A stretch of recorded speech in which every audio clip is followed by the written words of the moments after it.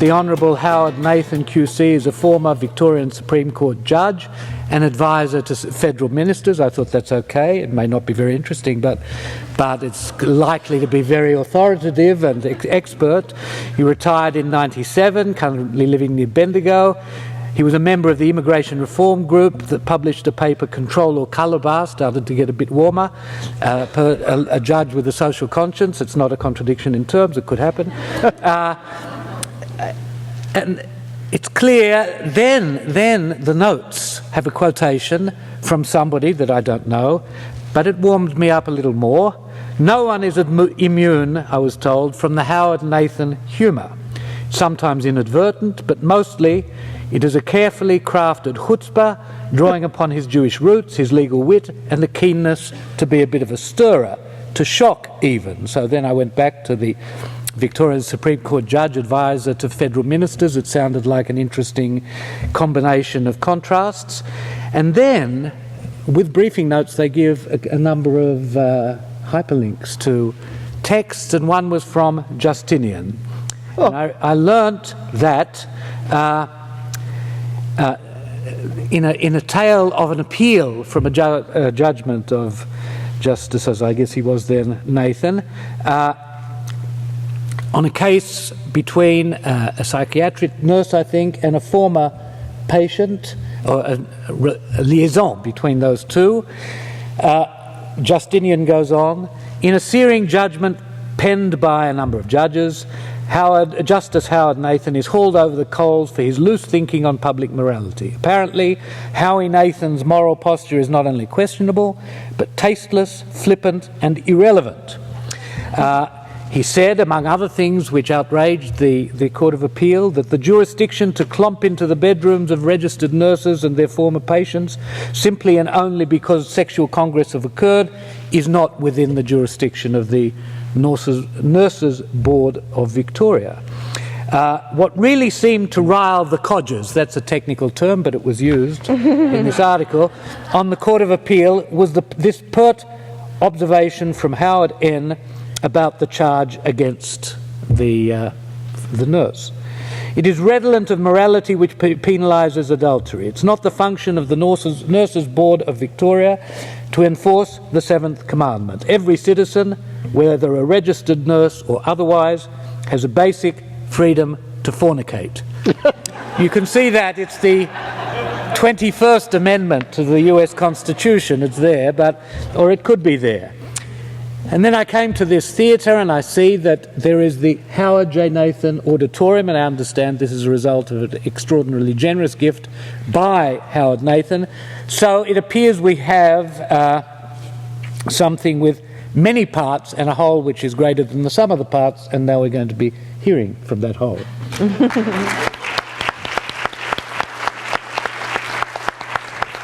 I could apply this as an instrument to the chairman, but I'd better not. Brethren and sistren, I'm going to defy legal tradition and speak to the subject and within time. It is, oh God, this thing is, the minute you pass puberty you can never work these electronic devices in front of you, but I'll try from here on in. The topic, as you know, is gender equality and diversity and its changing landscapes. I'm going to abide by a traditional Hebraic injunction, which is Tzadik, Tzadik Tigdof. Justice, justice must you pursue. Very often dishonoured by most legal systems in its breaches rather than its observance. But if we look at that obligation to deliver justice, it really comes down to this. Discrimination, which is often different and less favourable treatment of like people or groups causing basic unfairness, is the problem which confronts many judicial systems and ours in particular. I'm going to deal with this dilemma by taking you on a world trip. I'm going to gallop you through legal systems and traditions in a very short term and return then to the state of Victoria and possibly even as local as Bendigo. In my view, the basic form of discrimination which gives rise to every other permissible form is discrimination against women by men. It is the foundational source which can then justify discrimination on the basis of race, sexual identity, colour, language, xenophobia, and all the other forms of prejudicial discrimination which can beset us. It seems to me that most males, and men of the law in particular, fail to realise that they devalue themselves if they discriminate against women. And I'm going to give you some personal examples of this arising out of the Supreme Court of Victoria, which should ensure a few defamation writs in which you can all be witnesses. It strikes me as extraordinary that otherwise sane, balanced, urbane, cultured, sometimes even Renaissance men have found it possible in their hearts and souls to discriminate against women, their wives, their daughters, the sense of hauteur and superiority with which traditional males have invested themselves is not seen by them as being discriminatory in relation to the people they go to bed with, to the people they give birth to.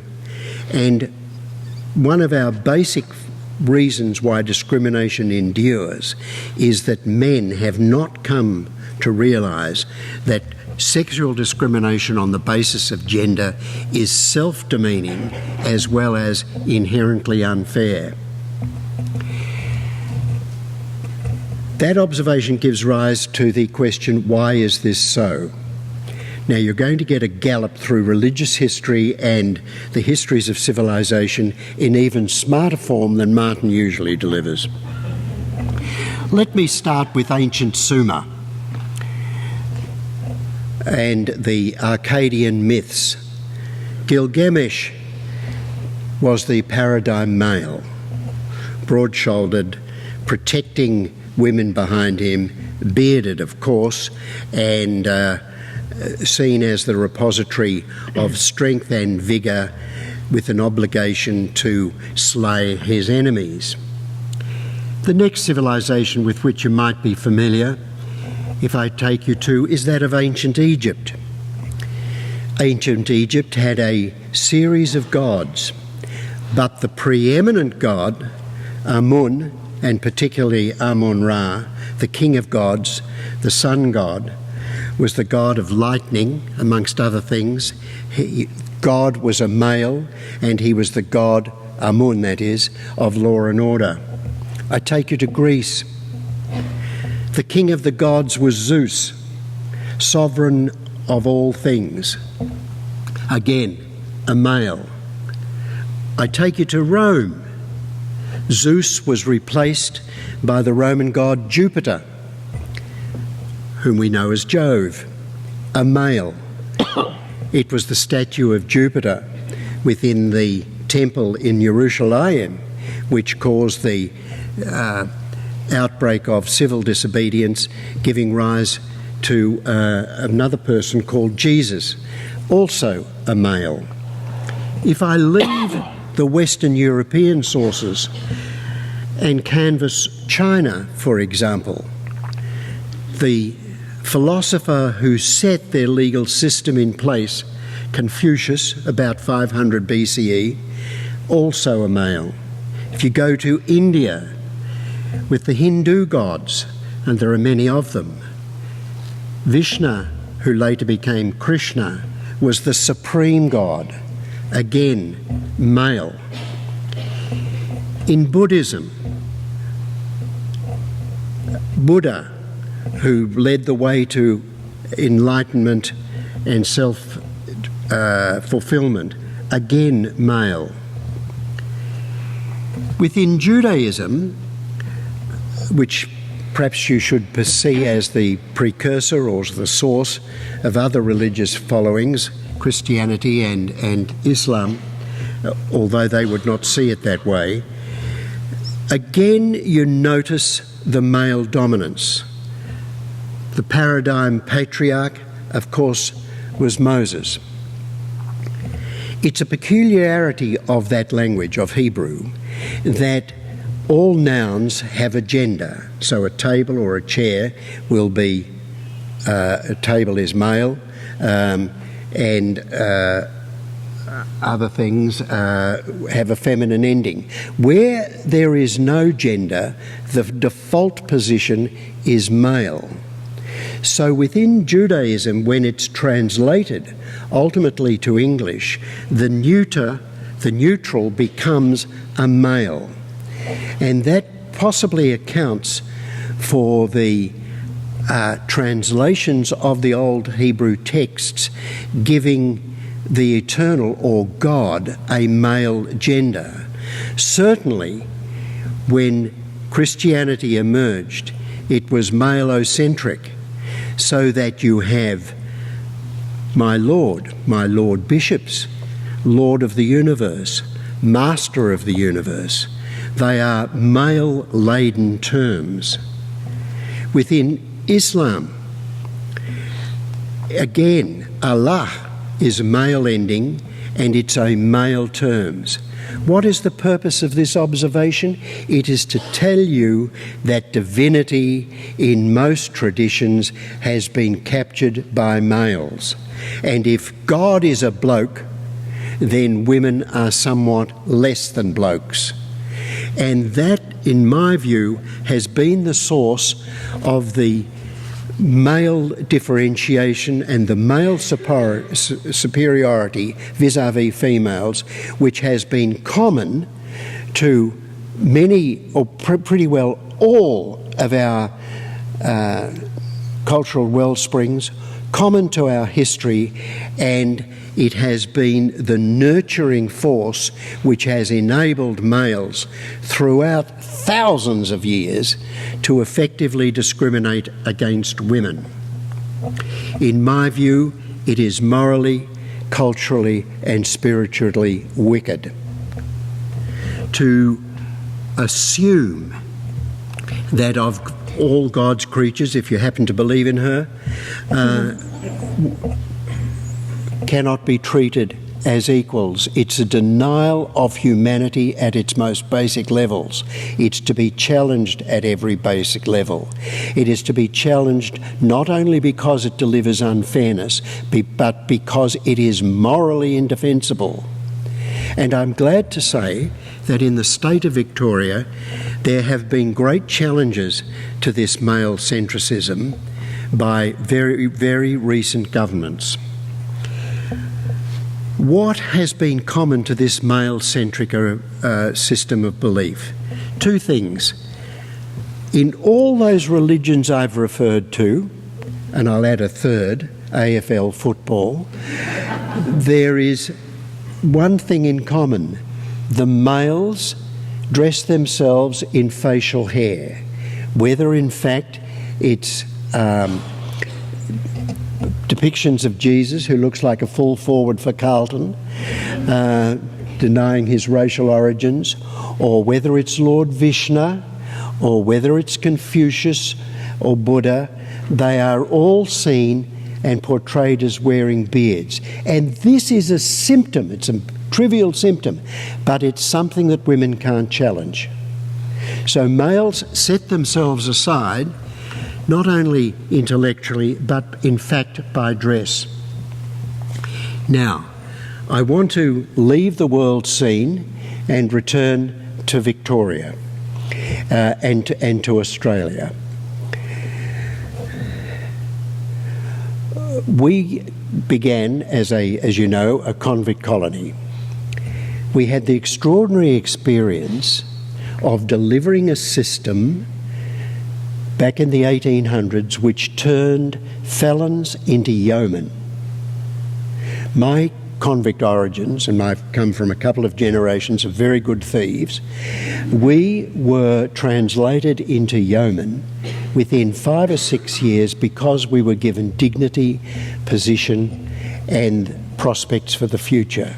Hopelessness was foregone. And the same thing happened to the convict women. Here in Australia, when the convict women arrived, they had been imprisoned on ships in the various estuaries, ceased to be able to carry children, arrived in Australia after a period of comparative rest. Perhaps for the first times in their lives, they had 4 months in the travel of doing little. Their health recovered. They were able to feed themselves out here on relatively nutritious food, and they began to be able to bear children who lived. So the liberation of women from the constraints of a male-dominated society actually began here in Australia with the healthful deliberation of women from the drudgery of childbirth, almost certainly ending in death or maiming.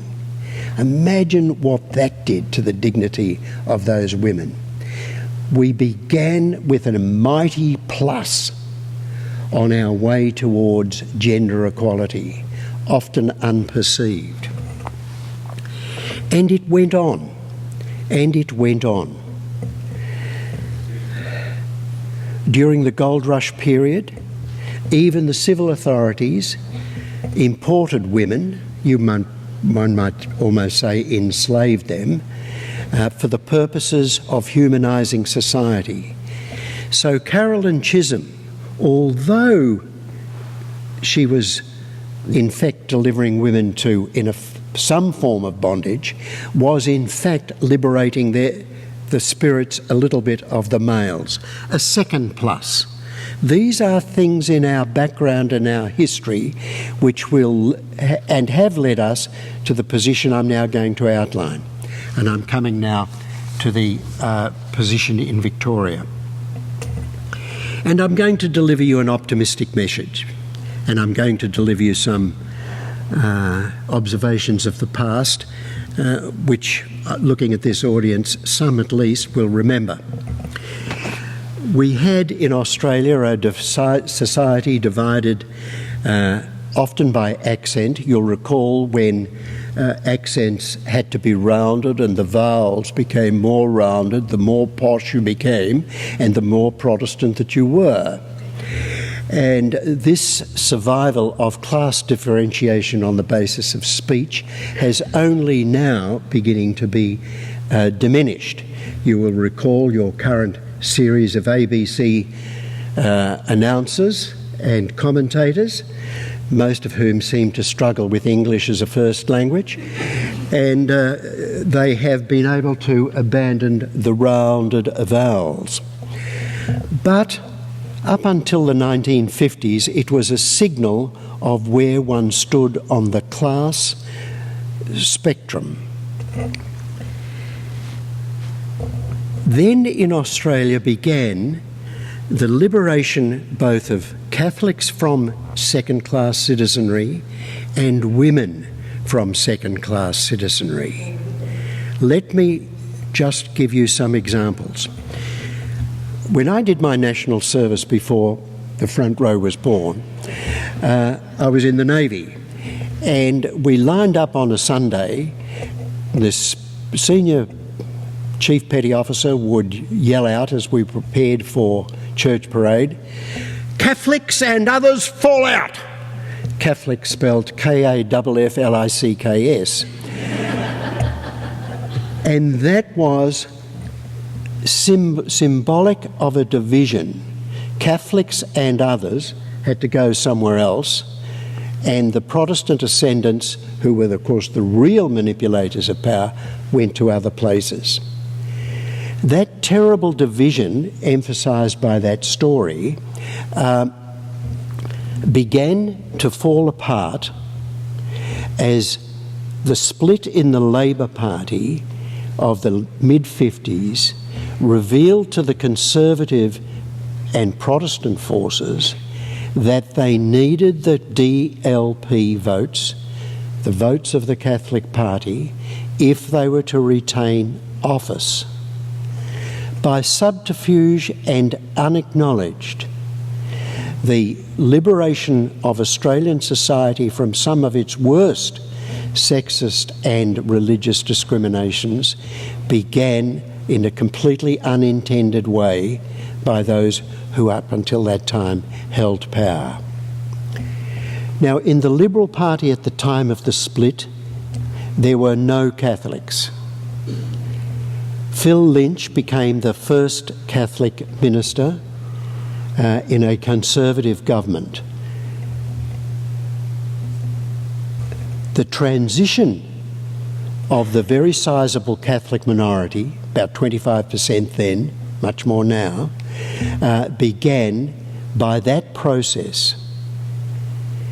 We didn't suffer in Australia the same divisions based on religion, accent and class as occurred in Ireland. The Irish who came here were ultimately able to abandon that sense of self-identity. And in doing that, the realisation is that they had to be accompanied by their women. And the parties then began to open themselves to women. I know we had Edith Lyons back in the 30s, but then we got the Dorothy Tagneys and others. And so women, not intendingly, began to make their way into the mainstream of political life. And it was much encouraged by the decline of the traditional male-dominated vehicles of authority. I guess most people here come from Bendigo, so you can look at the Freemasons' temple in View Street, the largest, most ornate Greek structure in town. It was the former Masonic temple, a symbol of position, power, wealth and influence. Where do the Masons now meet? In a warehouse out on the McIver Road. Those traditional vehicles of power, the chambers of commerce, but Freemasonry in particular, began to die as wives said, "What's wrong with me that I can't join your organisation?" A subtle assault on the citadels of power. Let me tell you some of the worst stories rising out of the Supreme Court in my experience. We got to have women on the juries. Well, obviously the stars were misaligned and the world was going to come to an end. And so we had to devise a new form of words when the jurors were to select a foreperson. The traditional thing was, ladies and gentlemen of the jury, would you kindly select your foreman or forewoman who will... Well, it sounded gynecological, and I decided that the only thing to do was to refurbish this salutation and devise the following form: men and women, would you kindly select the person to speak on your behalf? Oh, I thought, this is pretty good, you know. So I arrived back on the first trial, and it was a civil jury of 6. There was one male here, another male there, 4 females in the middle, and the bloke leaned forward and he said, "Who's it going to be, mate, you or me?" It was an indication of the entrenchment of male sublime dominance. When in the Supreme Court we had a female judge appointed, well, I mean, plainly this was an assault on all things known to be good and beautiful. The question arose as to what we should be called, because up until then it had been the Honourable Mr. Justice so-and-so. I suggested, you know, that it just be Justice. I was quite sure of my gender and I didn't need to have it reinforced. This gave rise to one of my brethren on that court actually writing a paper and circulating it to the other judges that to drop the appellation Mr., and certainly you couldn't apply it to women, would be the equivalent of the downfall of the Western world. That has all gone. It's gone in terms of history in a trice. And it has gone for the better. Let me tell you, for the astoundingly better. We are now delivering a better form of justice by men and women who are more informed, closer to society as it really is, and that we are, in my view, progressing mightily quickly. There is a millennium to go. I'm not suggesting that we stop now, but I am suggesting to you that we have progressed at an enormous rate very quickly. In matters of other discriminations, discrimination on the basis of race is now simply no longer acceptable. You will even hear the most bigoted people saying, "I'm not a racist, but..." Well, 15 years ago is "I am a racist and..." The progress has been significant. We have a long way to go. The discrimination on the basis of sexual identity was such that when I first did my very first murder cases, it was a defence. We used to call it the guardsman's defence, that the male had made an approach to another male in a bar, and that was therefore justification for murder. It was put up quite seriously. Now it would be laughed at. The fact that gender diversification is recognised by most of the judiciary now is a light year away from it was when I was first appointed in my lifetime. In my lifetime, gay judges lived lives of deceit, telling lies from the moment they got out of bed until the moment they rested. When there was some threat by an activist to expose gay judges on the Victorian Supreme Court bench, I walked down the corridor and I thought I'd better have a word with some of my mates and see what we may be facing here. And ultimately I delivered myself into the chambers of a judge whom I thought I knew. Figuratively, he was standing on the window ledge ready to jump. I had absolutely no idea of his gender identification, and he had kept that secret in such a way as every moment of his professional life was a lie. Now, to be liberated from that degree of discrimination is the beginning of freedom. Be optimistic. The progression has been stupendous. We can be looking forward to the future.